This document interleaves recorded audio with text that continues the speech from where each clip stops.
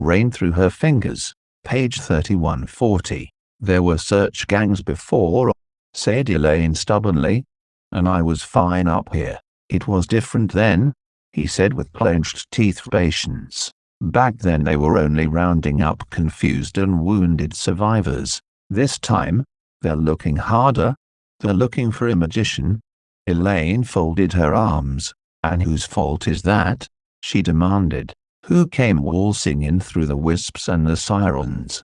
Who gave away my hiding place? Miss Smith, I'll cheerfully take all the blame you choose to put on me. But you and I both know your situation was always precarious, Mr. Carstairs prodded the supine hobgoblin. This one has seen both you and your hiding place. And he'll talk once his terrific headache's gone. Now, come. He held out his hand. Imperious. He had no idea what the streets of Brighton were like. No idea of the creatures that stalked and slithered at night. They wouldn't survive an hour. I'll take my chances here. Their gazes clashed. His stormy and hers. She hoped.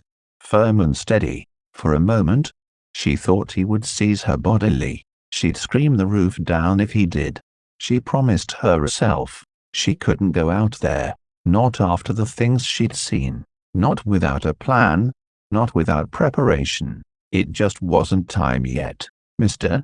Carstairs let his breath out on a sigh. His shoulders relaxed. Well, then, he said in a normal, almost pleasant tone of voice, it had better be the sleep dust. Then, Elaine retreated a step, eyes wide in alarm. You wouldn't dare. It was a futile remark. One look at his unyielding expression showed her that Mr. Carstairs would, indeed, dare. I'll get my things, she said, shoulders slumping in defeat. But, if I die out there, it'll be all on your head. His eyes, meeting hers, were devoid of any triumph. It wouldn't be the first time, Miss Smith.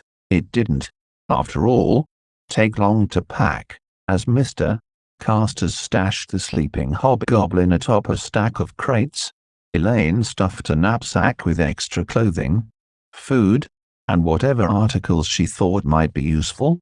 A hairbrush, a knife, a pair of scissors. Suspicious of this activity, Tom retreated to a shadowy crevice between trunks, farther than Elaine could reach. Not even a piece of dried sole would tempt him out. The cat is better off on his own, said Mr.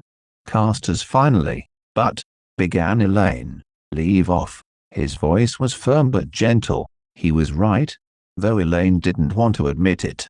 Silently she rose from her crouch and put on her half-boots. She hadn't worn them in weeks, and her feet felt too confined in the stiff leather. She missed the feel of the wooden boards against her soles. Last of all, she slipped the glass vial into the pocket of a topcoat that had once belonged to a youthful Babcock relative. It was a little large on her and made her look quite the fright. She was sure, but there were no society leaders around to care. Then she slid open the window above her bedstead, so Tom had a way out, if he wanted. Mr. Carstairs stood beside the door, waiting. As Elaine hoisted the knapsack onto her shoulder, he eased it open. He listened for a moment, then slipped into the hallway. On impulse, Elaine took her remaining biscuits, still wrapped in paper, and stuffed them into her pocket. Then she grabbed the poker and took a final look around the attic, a place more familiar to her than any other she'd known in her previous vagabond life. Mama had not tended to stay long in any one place. Tom stared at her from his hiding place. Be good, she told him, through the lump in her throat. Be safe. Feeling as if she were abandoning both him and her home, she left before a regret could overtake her. Mr. Carstairs moved quickly, too quickly for Elaine to indulge her memories. He was already beckoning her from the stairwell when she set foot in the attic hallway. At the head of the stairs, he took her wrist without a by your leave and hurried her down the stairs, pausing only momentarily at each landing. Ruin stared Elaine in the face. Mold spread blackly across the walls, and paper peeled off in strips. Doors hung off their hinges. All were gone altogether, hurled away by the power of the deluge. A jumble of broken furniture and swept away accessories and shattered china lay upon the pulpy mass of what had once been carpet. The air was cold and dank, reeking of rot, with a bitter taste of salt underneath. Parallel scratches gouged down one wall. A jagged bite took off the corner of one door. Elaine followed Mr. Carstairs down 2 floors of bedrooms, feeling numb.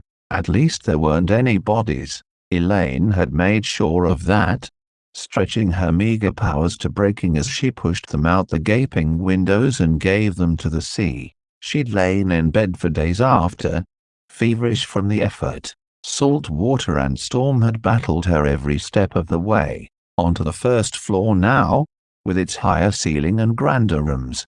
There were no doors here, only doorways, leaving the house open to the elements. Elaine caught sight of the inside of the drawing room, where the carpet had been picked up and the furniture pushed back for dancing. Shredded draperies hung limply around the blind holes where the French doors had once fitted. The balcony beyond was rust-red. Chairs had shattered to match wood against the inside wall, and the glass drops from the chandelier above made a glittering swathe of dust on the warped and stained floorboards. In the middle of the floor, lying on its side, was a lady's slipper, a few sequins still glittering upon the ruined fabric. Elaine didn't know how tight her muscles had become, didn't know she was clenching her fists, until Mr. Carstairs squeezed her shoulder.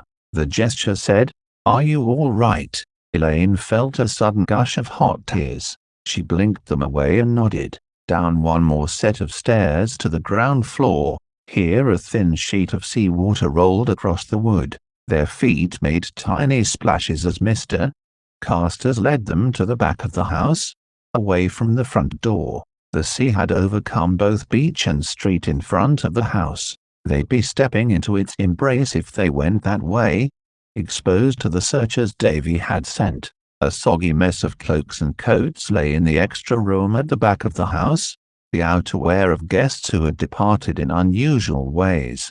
Carpet squelched and gave way under their boots. Elaine wrinkled her nose at the rank smell. Mr. Carstairs thrust aside the damp draperies, revealing a smear of green mold on the wall behind them. He opened the window that overlooked the rear yard with its scattering of buildings, the kitchen, scullery, and assorted sheds. They were all flooded. Dark water, covered in slime, stood still and stagnant within the brick walls of the yard. It was opaque with muck, and as quiet as a graveyard. Mr. Carstairs climbed onto the sill. "Not a welcoming sight, is it?" he said, low but cheerful. "We shall get a little wet and muddy, I'm afraid." And with that, he slid into the water with a sound that was more suck than splash. Elaine held her breath, expecting him to sink down, keep sinking. Common sense told her that the water was barely a foot or so deep, but her instincts insisted it was bottomless. Mr. Carstairs braced his knees, sank into a half-crouch, then stood up. The water only came up to his knees. He held out his hand to her. "Your turn, Miss Smith." Elaine's grip was tight around the edge of the sill. A wild thought came to her. He was already out of the house and in the water.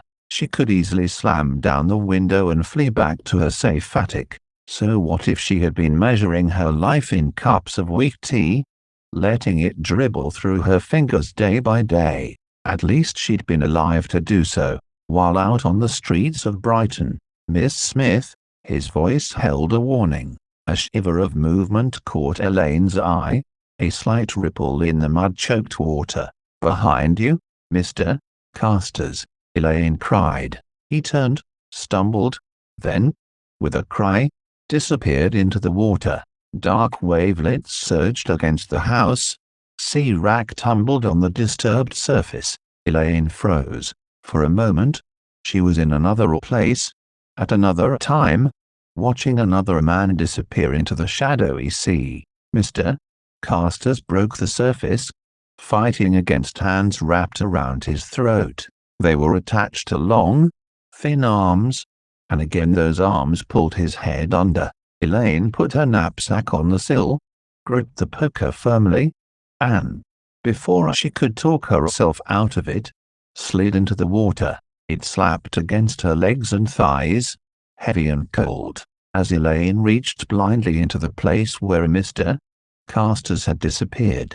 She noted, fleetingly, the water was brackish but not salty. Her hands found a fibrous tangle. Hair. Elaine gripped it with her left hand and yanked hard. Up. Two creatures burst out of the water. One was Mr. Carstairs, spluttering and gasping. The other a long-limbed sprite draped in sea-wrack. Elaine's fingers were wrapped in its dirty grey hair. The sprite turned its head towards Elaine, mouth splitting open into a snarl. Enormous green teeth crowded the space and a nauseous odor of rotting fish assaulted Elaine. Elaine hastily let go and swung the poker. This time her aim was true. It smacked against the sprite's cheek, wet and white, like a fish's underbelly. The creature's snarl turned into a howl as the iron branded a red line down its face. The smell of burning flesh rose into the air. The creature lunged towards Elaine, eyes red with rage, nails sharp and curved reaching for her face. She was too slow. It had gotten inside her reach and the slimy brick wall of the house was hard against her back. Shimmering twine whipped around the sprite's neck. Mr. Carstairs pulled and the water sprite, eyes bulging, fell back into the water, uttering strangled sounds. Its long-fingered hands fluttered around its neck. It couldn't seem to actually touch that thin thread. Elaine sagged back against the house. Her own magic, hiding in the moisture between the bricks, was weakly warm and comfortingly familiar. Mr. Carstairs was drenched from head to foot, hair and clothes plastered to his body. Water dripped down his face and neck, fell from his hands and sleeves as he lifted them into the air. He should have looked a figure of fun, but no one would have laughed at the look on his face. It was focused, implacable, judging. Power gathered around him, old and heavy and slow. Gloom crowded into the yard. In some strange way that Elaine didn't understand but just knew, he was taking control of this place, this pool. Between his hands was a ball of glimmering thread. It turned around and around in the air, unspooling, wrapping up the water sprite, whose futile struggles grew weaker and weaker. Round and round the thread went, cocooning the creature in something hard and case-like. Sea-wrack embraced it. Mud enveloped it. The thread between Mr. Carstairs' hands unspiraled to the size of an acorn, then a button, finally a dot, then it vanished. So did the gathering magic. The pressure inside her head eased. The film of darkness dissipated. Elaine's ears popped, and she blinked against the sudden onslaught of daylight, thin and bright. Where the water sprite had once been, there was now a piece of driftwood floating on the water, dark and fine-grained. If Elaine tilted her head, she could almost see its features. Those divots were its eyes, the gash its mouth. Spindly limbs jutted out of the main trunk of the wood. Elaine drew in a sharp breath, her gaze flying to Mr. Carstairs' shadowed face. She had nowhere to run, nowhere to hide. Dear God, such magic. Mr. Carstairs stared thoughtfully down at the driftwood. Grindello, he said, all the way from the northern counties. Strange to see it here. Is he pulling them down, I wonder? Or are they attracted to his doings? He looked up at the silent Elaine, flashed her that pleasant smile. He looked so normal now, just an ordinary, albeit damp, man with average features. Were you afraid? You shouldn't be. That Grindillo was far from home. Weak and half-sick. Elaine's tongue untied itself. That weak and half-sick creature, sir, nearly drowned you.